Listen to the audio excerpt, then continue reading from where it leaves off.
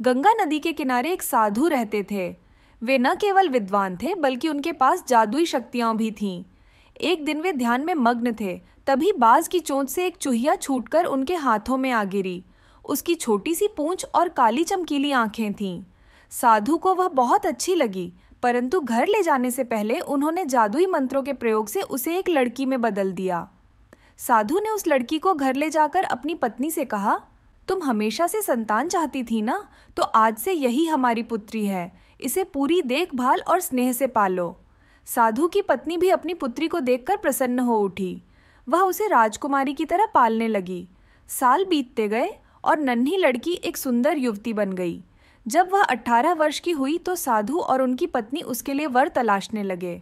साधु ने कहा, मेरी बिटिया का विवाह ऐसे व्यक्ति से होना चाहिए जो सबसे बड़ा हो। मेरे हिसाब से सूर्य ठीक रहेगा। पत्नी ने भी हामी भरी। उन्होंने जादुई मंत्रों के प्रयोग से सूर्य को नीचे बुलाया और उससे अपनी पुत्री से विवाह करने को कहा, लेकिन पुत्री ने पहले ही मना कर दिया। वह बोली, पिताजी, यह तो बहुत गर्म है। मैं उससे विवाह करूंगी जो इससे भी बेहतर हो।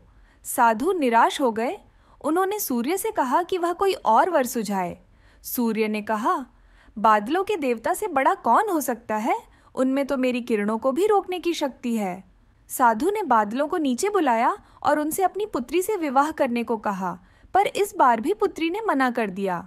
वह बोली, ये तो कितने बदसूरत हैं, मैं इनसे विवाह नहीं कर सकती।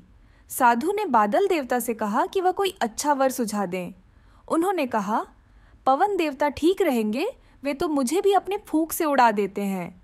साधु ने पवन देवता को बुलाया और उनसे अपनी पुत्री से विवाह करने को कहा। पुत्री ने फिर इनकार कर दिया। वह बोली, मैं इनसे शादी नहीं करूंगी। ये तो कहीं टिकते ही नहीं, हमेशा यहाँ वहाँ भागते रहते हैं।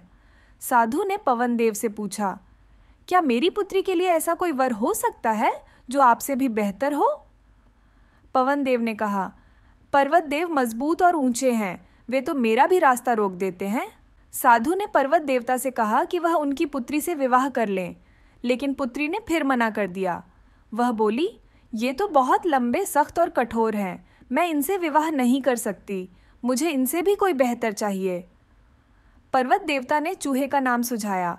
उन्होंने कहा, माना मैं काफ़ी सख्त, मजबूत और ऊंचा हूँ, पर चूहे मुझ में भी आसानी से बिल बना सकते हैं। साधु ने चूहे को बुलाया। उसे देखते ही उनकी पुत्री खुशी से उछल पड़ी और बोली, हाँ पिताजी, यही वह है जिससे मैं शादी करना चाहती हूँ। शिक्षा, कोई भी अपने मूल स्वभाव को नहीं बदल सकता।